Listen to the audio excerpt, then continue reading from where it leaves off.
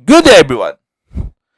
In this YouTube video, we are going to talk about pati sa Facebook and YouTube ko, so break muna daw kami tayo sa regular series. So gusto ng Lord i-update.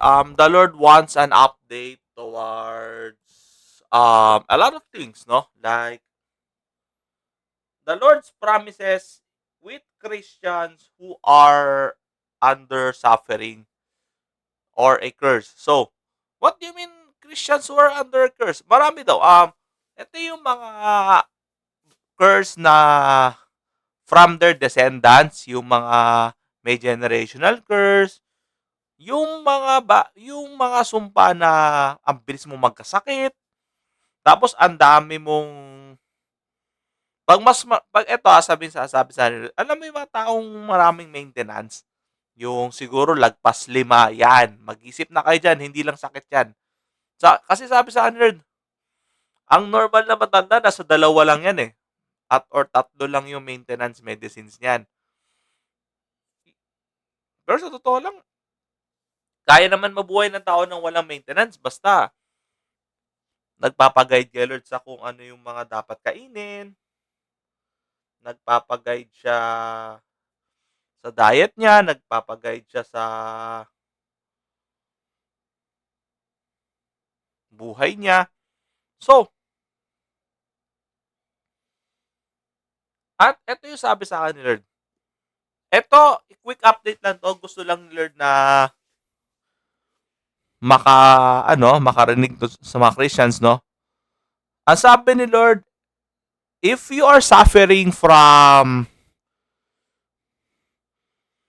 a cycle of success, failures, parang kunwari makakaahon ka konti tapos babagsak na naman.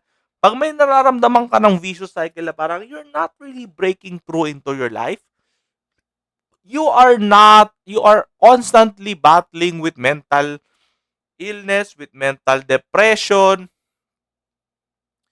If you are constantly suffering with those things, sabi ni Lord, it's about time to call upon the name of the Lord this month of August. Sabi sa ni Lord, ano to promo? Hindi naman siya promo, pero it's not a promo. It's a reminder. Sabi sa ni Lord, for those people who will desperately seek into His name, unto this month of August, the Lord's promise, the Lord shall renounce everything from the high places unto the second heaven, in everything curse, in every curse that you have, whether known or unknown, implicit or explicitly manifesting in you, the Lord shall break the binds of hell. Yes. There are a lot of Christians who are suffering from the curse of prayer. Yung tipong hindi nila alam ano yung pagdadasal. They don't know what they pray. They don't believe in what prayer has. They don't see, they don't feel the power of prayer. The Lord wants to tell everyone, for those who will seek my name, I will save them.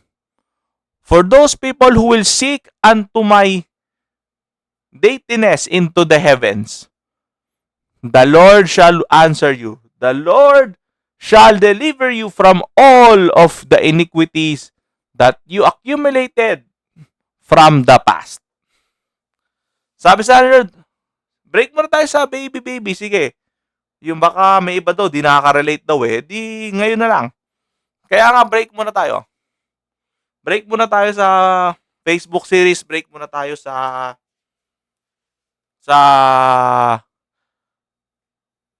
Facebook series ko rin. So, now, sabi sa akin ni Lord, the challenge of the Gen A and the Gen Z is not really knowing the Word of God. Knowing Christianity, it's not a challenge. It's all about feeling Christianity. It's all about feeling God. Because these generations are highly emotionally dependent people. They don't admit, but implicitly the Lord said they are in desperate for emotional support. Sabi nila, oh, mga boomer, puro trabaho kasi. Walang pakialam sa mga bata. Di naman nila lahat ni Lord, pero majority daw. So, for those people from the Gen Y, Gen Z, Gen A that will hear this message, the Lord is saying, call upon my name and I will deliver you from all of the curses that you have. That's it for this video. I'll see you next time. God bless.